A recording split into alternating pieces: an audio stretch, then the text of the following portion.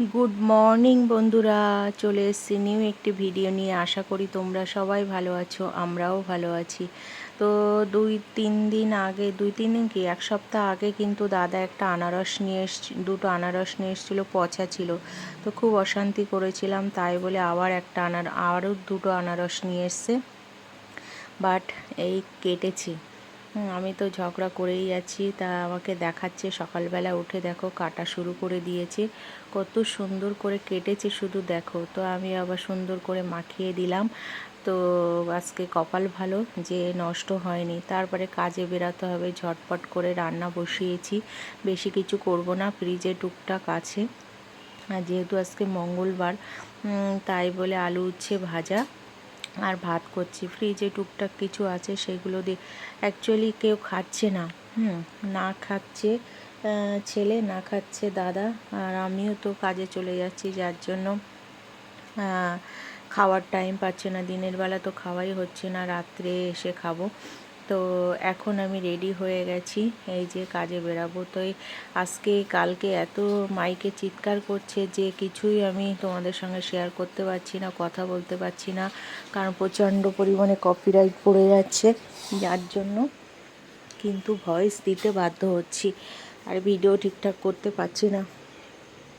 তো যাই হোক, এই রেডি হয়ে গেছি, এখন আমি বেরাবো। বাট এত গরম লাগছে, এই প্যাচ প্যাচ করে বৃষ্টি হচ্ছে আর গরম লাগছে। তো আজকে যাব রয়্যাল স্টোন বিল্ডিংয়ে। তো রেডি হয়ে বসে আছি, এই জাস্ট বেরাবো। লালকুটি দিয়ে অটো ধরবো, ওখান থেকে আবার একটুখানি হেঁটে। তো চলো, অনেক দিন পর। আন্টির শরীর খারাপ ছিল, চোখ অপারেশন হয়েছিল, দুটো চোখই অপারেশন হয়েছিল, তাই বলে 3 মাস পরে আমাকে ডাকলো। তাই আমি বললাম কি হলো, কোনো খোঁজ পাচ্ছি না। তাই আমাকে ফোন করে বলল এরকম চোখ অপারেশন হয়েছিল, তো তুমি যদি আজকে পারো তো আসা। আমি বললাম হ্যাঁ আন্টি, আমি আজকেই আসবো, কারণ বুধবার থেকে আমার সব রাখির কাজ শুরু হয়ে যাচ্ছে, সব দিদিরা বোনেরা করবে, তো বিজি হয়ে যাব, তখন আর আসতে পারবো না। তো চলো, এই বলে আমি শুরু করলাম, আর দেখতে থাকো। তো বন্ধুরা এসে গেছি, ওই যে বিল্ডিংটাই যাব। আবার গরম, এত গরম লাগছে। তো ওই যে দেখালাম, ওই বিল্ডিংটাই যাব। বেশ 3 মাস পরে এসছি, তো এদিকে কেমন যেন রাস্তাগুলো নষ্ট হয়ে গেছে। এই 3 মাস ধরে আসি না, এই রাস্তাগুলো প্রথম যখন এসেছিলাম কত সুন্দর ছিল, আর এখন দেখো খানা গর্ত হয়ে গেছে, আবার যেকে সেই হয়ে গেছে। সমস্ত গাড়ি তো এখন এই রাস্তা দিয়ে। আর ওইটা দেখো, সেই সেন্ট জনস স্কুল কিন্তু ওটা। তো এখানে কিন্তু অনেকগুলো বিল্ডিং হয়েছে, যেটা মানে নামও আমি ঠিকঠাক বলতে পারছি না। আর এদিকে দেখো রাস্তার সাইডে অনেক দোকানও হয়েছে টুকটাক। এখন আমি রাস্তা ক্রস করে ওই বিল্ডিংয়ে যাব, কিন্তু প্রচুর গাড়ি চলে এই রাস্তায়, আবার প্রচুর দেখছি গাড়ি চলে। শৈলেন ভট্টাচার্য হাড়ভাঙা হসপিটাল, যেটা তোমার জাগারডাঙ্গা দিয়ে সোজা বেরিয়ে গেছে ওই রাস্তাটা। তো এই যে আমি এসে গেছি, এই যাব। দেখেছো রাস্তার অবস্থা দেখো, এই কদিনে এত খারাপ হয়ে গেছে, ভালো লাগে না বাবা। 6 মাসও হতে পারে না, কি করে কে জানে সরকার মানে আর বলো না। যাই হোক, এবার আন্টির 10তলা বিল্ডিংয়ে উঠে গেলাম গেটে এন্ট্রি করে।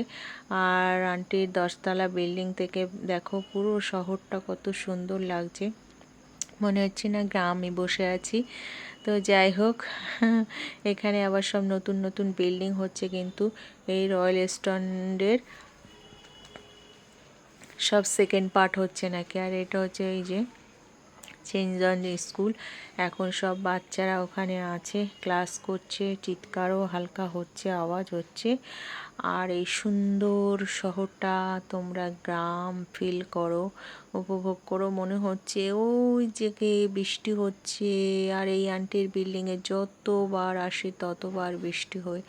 যাই হোক, তো আমি কাজ শেষ হয়ে গেছিলো, হন্তদন্ত হয়ে আইডিয়ালে এসছিলাম, এত রাস্তা হেঁটে এসে তারপরে একটা দিদি আমাকে বলল, সীমা আজকে তোমাকে অনেক বড় একটা কঠিন কাজ দিচ্ছি। আমি কি কাজ দিদি? তুমি একটু পান এনে দাও আর লাড্ডু এনে দাও, আজকে বজরংবলীর পুজো আছে, যেহেতু মঙ্গলবার। তো আমিও একটু মন্দিরে দর্শন করে গেলাম, তোমাদেরকেও দেখালাম। এখন হচ্ছে সন্ধ্যা হয়নি, সন্ধ্যাবেলা তো সবাই মোমবাতি ধূপকাঠি জ্বালাতেই থাকে, সকালেও জ্বালাতে থাকে। তো আমি যতবার আসি একটু প্রদীপ টদীপ জ্বালিয়ে তারপরে একটু দক্ষিণা দিয়ে জল ঢেলে যায়। তারপর দিদি আমাকে ফোন করেছিল, তো আমি লাড্ডুও পেয়েছি, পানও পেয়েছি, তো আইডিয়ালের সামনে ওখান থেকে নিয়ে এসে এবার দিদির ঘরে যাব। তো দিদির ঘরে আজকে দেখো গনসু বসে আছে গেটে, সবাইকে পাহারা দেয়, কত গাছ, দিদির যা এত গাছ ধারণা করার বাইরে। তো আজকে আমি দিদির ঘরে এসেছি মোমো বানাতে, অনেক দিন ধরে বলছে সীমা আমাকে একটা জিনিস খাওয়াবে, হ্যাঁ খাওয়াবো মোমো। তো পুরো রেডি করে ফেলেছি, এসে ঝটপট করে। তো এই যে শুরু করছি, আগে মশলাটা রেডি করে নিলাম, তারপরে হচ্ছে লেচি বেলে নিচ্ছি। তারপরে দেখো লেচি বেলার পরে এবার এতটা লেচি হয়েছে, এবার দেখো আমি করব, মোমো বানাবো। তো জানি না কতগুলো হবে, পরে দেখব। তো মোটামুটি এই 2 থালা হয়েছে, এবার এটাকে স্টিম দেব। স্টিম দিয়ে দিদির কত সুন্দর একটা দেখো কিউট স্টিমার, তো এই স্টিমার দিয়ে আমি মোমো স্টিম করব। মোমো স্টিম করে তারপরে আবার ফ্রাই মোমো বানাতে হবে। তো সুন্দর লাগছে, খুব মজা লাগছে। এতদিন তো আমার ঘরে বড় বড় স্টিমারে আমি সিদ্ধ করেছি, আর এখানে এত ছোট্ট একটা স্টিমারে স্টিম দিচ্ছি, এত ভালো লাগছে, বহুত আনন্দ হচ্ছে। যাই হোক, এই যে এক এক করে দিচ্ছি আর দিদিদের খেতে দিয়ে আসছি, খুব ভালো হয়েছে বলছে। আর এদিকে একদিকে কড়া বসিয়ে দিয়েছি স্টিম মোমো বানানো, যেহেতু ফ্রাই করতে হবে। এটা হচ্ছে ফ্রাই মোমো বানাবো। তো এই যে মশলা ফ্রাই মোমো করে এটাও দিদিদের খেতে দেবো। তো এই যে বানানো হয়ে গেছে, বললো তো ভালো হয়েছে, যাই না। তারপরে দাদা আমাকে ফোন করেছিল, বলল কোথায়, আমি বললাম এখানে আছি, তো আসো। আমি বললাম ঠিক আছে চলো। তা আমাকে এসে দাদা নিয়ে গেছিলো। তো এই ছিল ছোট্ট একটু ভিডিও, আশা করি তোমাদের সবার ভালো লেগেছে। তো ভিডিওটা ভালো লাগলে প্লিজ লাইক কমেন্ট শেয়ার করো। লাভ ইউ অল, সবাই ভালো থেকো, সুস্থ থেকো, পজিটিভ থেকো। তো আমার সারাদিন এই বিল্ডিংয়েই কেটে যায়।